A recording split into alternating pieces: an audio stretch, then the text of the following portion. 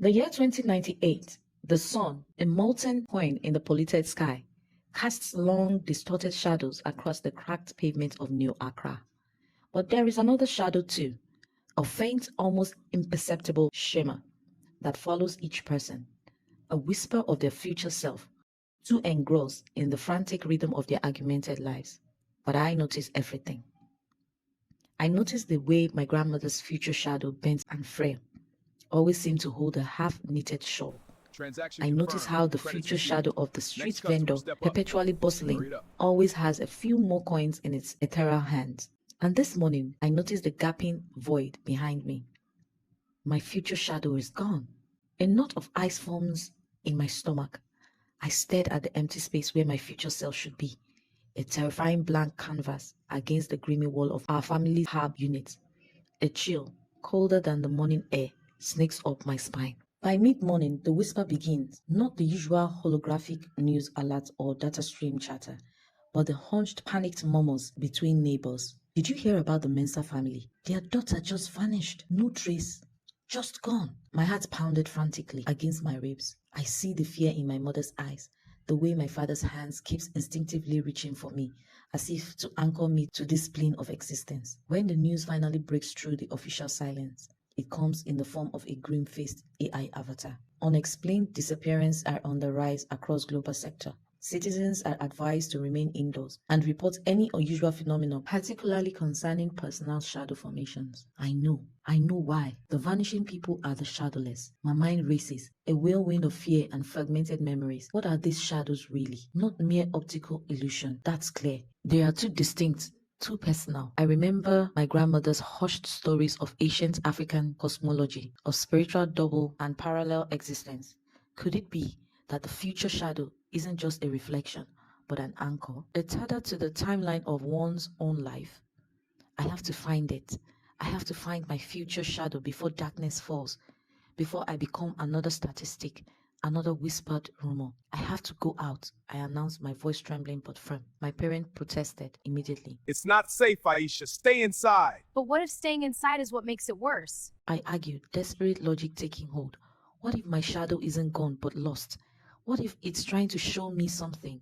I slipped out into the chaotic streets, a ghost among the living. The usual vibrant energy of New Accra has been replaced by suffocating fear. People huddled indoors, windows shuttered, the city now a monument to a collective terror.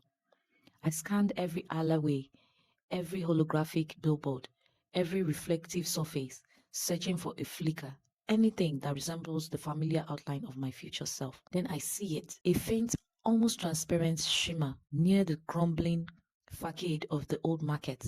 It's me, or rather, it's a version of me. But this shadow is different. It isn't facing forward, walking with the sun. It's facing me, and it's beckoning. My breath hitched.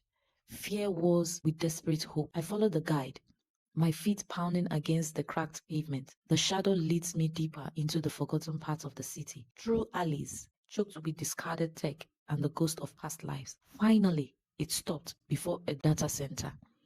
It once gleaming walls scarred with rust and decay. My future shadow waves, growing brighter, more substantial. It gestures towards a gaping hole in the center of the building, a mile of tangled wires and sparking conduits. Hesitantly, I stepped inside. The air is thick with ozone and damp concrete.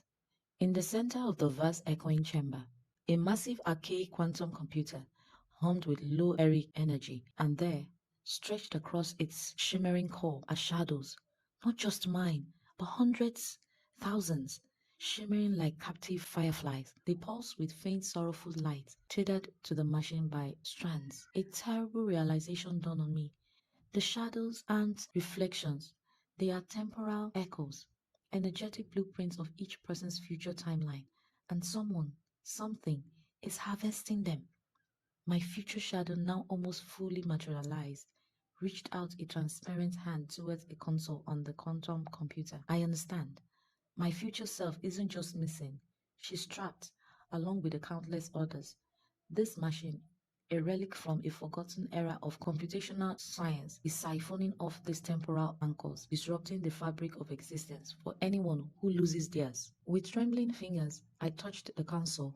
A jolt of pure energy surges through me, and images flood my mind.